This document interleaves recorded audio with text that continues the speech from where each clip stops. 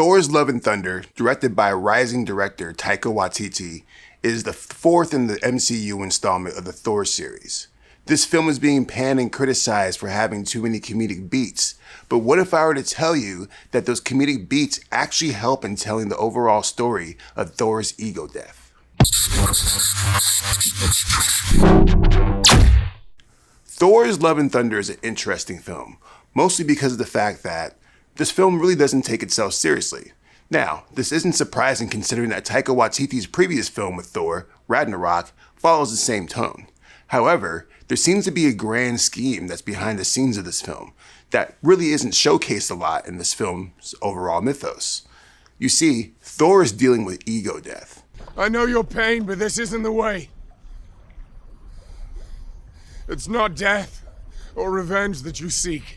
Despite the fact that Thor has lost everybody that he has known and loved, the thing about it is that Thor is still struggling with his ego. Throughout the film, we see many moments of Thor just encased in his ego. In the beginning of the film, when he's talking to Guardians of the Galaxy, there are many egotistical beats that you see Thor take as he interacts with Star-Lord and the other Guardians.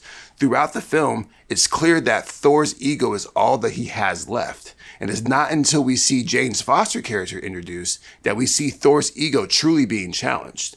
This is actually truly displayed in the relationship between the weapons. And I know it's actually played for comedic beats, but what's interesting about this is the fact that Thor feels jealousy over the fact that Jane Foster is able to wield Mjolnir. And what's fascinating about this is that this is bruising his ego more than anything else going on, considering the fact that there's a guy going around murdering gods. This bothers Thor a lot less than the fact that his ex-girlfriend is now able to wield his hammer. And this is the real basis of what makes this movie interesting. The sword chose you. You are now cursed. Funny. It doesn't feel like a curse. Thor is fighting against his ego the entire time. And this is what makes Christian Bale's character, Gore, the God Butcher, such a brilliant villain.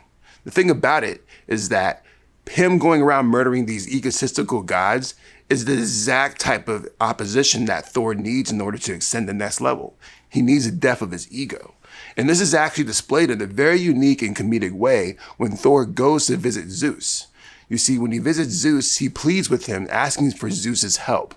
Zeus, being the egotistical god that he is, denies Thor of this access to his thunderbolt.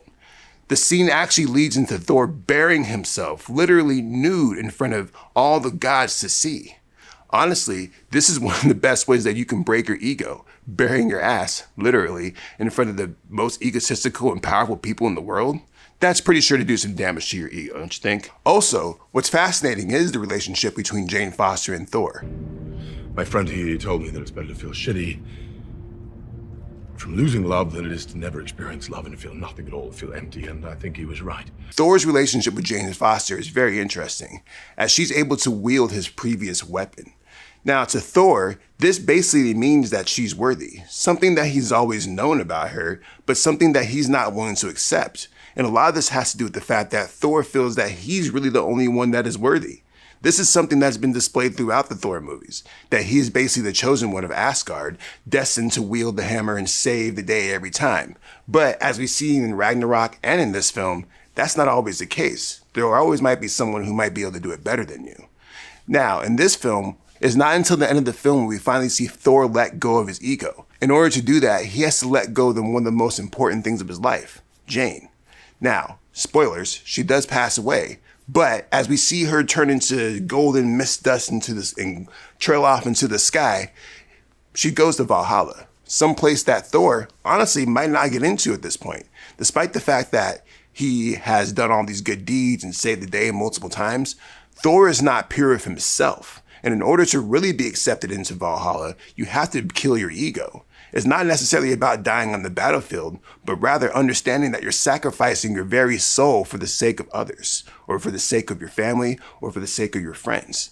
That's what it means to be a true warrior, and that's what it means to be a true hero, something that Thor has struggled with his entire time in the MCU. Now, the stage is set for him to teach a new one, basically Gore's daughter, to be better than him. Yield the hammer and yield the weapons in better ways and learn how to be a better person overall. It's actually an interesting ending for Thor because of the fact that Honestly, Thor having a kid is pretty logical in terms of the studio perspective, right? Being able to franchise and spin off and this and that.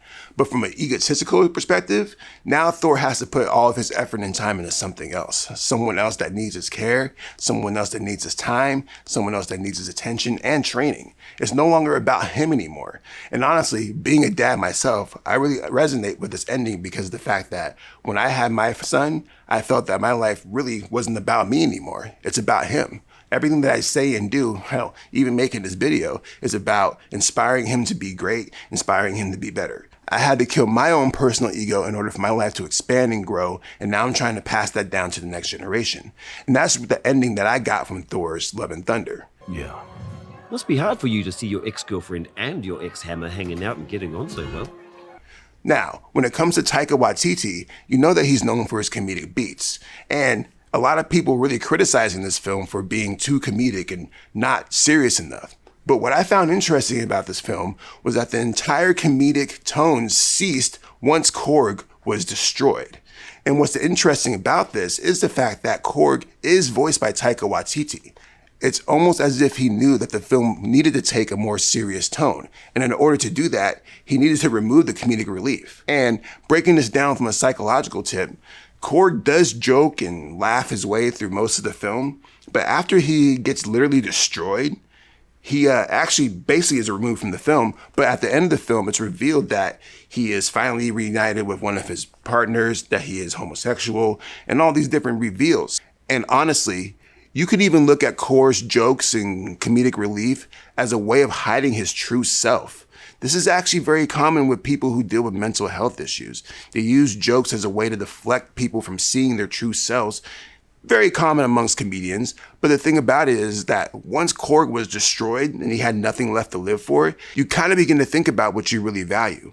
And what Korg decided to do was get a little bit more serious. Go after the lover that he wanted and go pursue the life that he really, really wanted to live. And not necessarily be Thor's sidekick all the time. And honestly, this film does a really good job of exploring ego death in very nuanced ways. It's not always right in front of your face. Sometimes it's very subtle. Hell, even look at Jane Foster's character. She died because of her ego. Yes, she did save the world, but it wasn't because necessarily that she felt the need to go save the day. More so, she felt that she had to prove something to herself. Also, you could argue that, she does have cancer and you might as well go out in a blaze of glory if you're going to go out, right?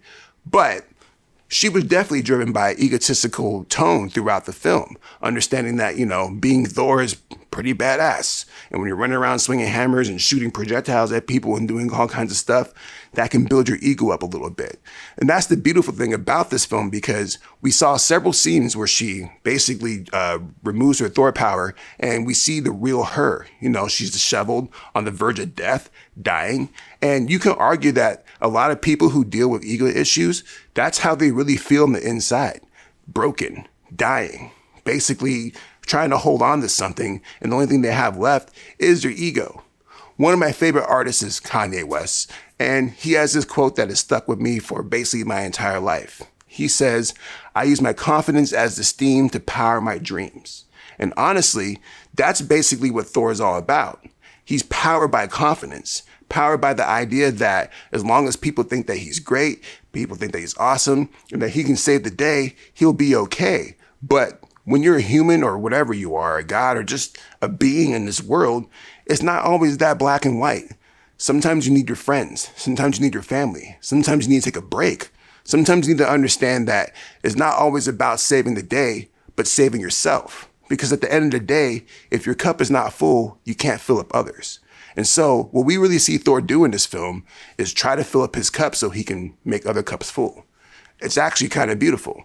Now, I know a lot of people are hating on this film because of all the comedy, but as we see Thor evolve over these next several films, and I'm sure there'll be plenty, we will probably see a tone become more serious as we start to see Thor explore this brand new age of enlightenment. He's no longer considered to be a god, arguably, because, he did kill Zeus, spoiler, or attack Zeus. Day that will go down in history. Today is a day that we'll talk about for generations to come. Today, we are space Vikings. But what is on this plane of enlightenment? What can we expect to see from Thor in the coming films and MCU projects? Well, I think the word that we're looking for in all this is humility. That's basically the opposite of ego, right? Being humble, understanding that maybe you aren't the greatest, maybe you aren't the best, maybe there's somebody out there doing it better than you. But you know what? That's okay. It's not even necessarily about that. It's about doing what you can to make sure that your soul is intact and that you're moving forward in a way that is genuine, pure, and full of integrity. If you're not moving with integrity and pureness, what are you really actually doing? The only thing that you're really doing is deteriorating your soul and your mental state and harming yourself in the long run, no matter how instant the satisfaction may be. And we see this throughout the fourth film. As Thor is out there chopping up demons, etc., so forth, celebrating these outside external victories, deep down inside, he still has to fight the demons within. And if you do not confront those demons within, you're never really winning. You're basically just treading in place, 2 steps forward, 3 steps back. And the thing about this is that Thor never really actually embraces those demons until about midway through the movie when he realizes that the stakes are high. He lost his friend, etc., so forth. You know how movies work. We'll talk about that later. But at the end of the day, Thor realized that I have nothing left to lose but myself. But once you lose yourself, it's all over. All in all, a lot of people hated on this movie for its comedic relief and not taking itself seriously. But honestly, I think this movie is actually a pretty great case study for the death of the ego. You see, Thor's journey is a long one. If you start all the way back in the first Thor movie where the movie was super serious, and then they brought in Taika Waititi to kind of tone it up a little bit with some jokes, you start to see this growth of a man who is going through a lot of loss, a lot of pain. And when you're losing all these things, you have to ask yourself, what do you have left to hold on to? And the question is your ego. Now, this could be a good thing, but if you let your ego consume you, your soul begins to diminish. And what your worth is begins to not be clear. Your direction becomes muddy. You don't know what you're living for anymore. And we literally see Thor go through this from the course of Endgame, Ragnarok, all the way up to this movie. I choose love. You can too. You can bring her back.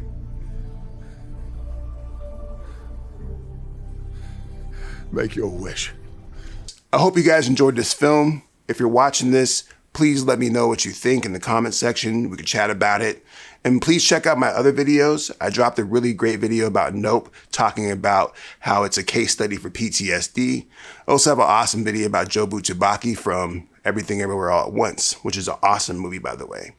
Also, it turns out that a lot of people who are watching this video aren't subscribed. So if you give me a chance, if you like this video, if you got this far, please go ahead and hit the subscribe button. It really means a lot to me. It inspires me to keep making this content. So far, I'm kind of on a hot streak. I'm making videos every week right now. I'm feeling pretty good. And that's because you guys have been subscribing, leaving comments, dropping likes, and I really, really appreciate that. So thank you very much. Also, we're on a quest to release this Spider-Man 4 MCU pitch. I'm not holding it hostage at 1,000 subscribers, but if we happen to get around 1,000 subscribers and the video comes out around that same time, that's just, that's just how it works out. You know what I'm saying? Anyways, thanks for watching. Shout out to all my star kids. One love. Take care. We'll see you soon. Peace.